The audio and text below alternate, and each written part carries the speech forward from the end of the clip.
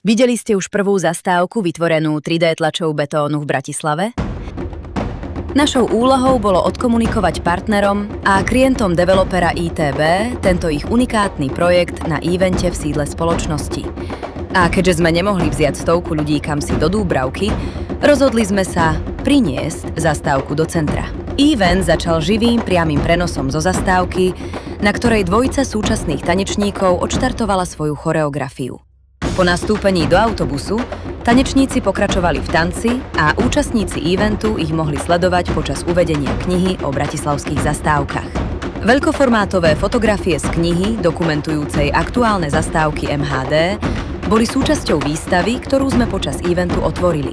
Kým reper RMN odspieval svoj tematicky sa superhodiaci track Ulica, tanečníkov doviezol autobus mestskej hromadnej dopravy pred sídlo firmy.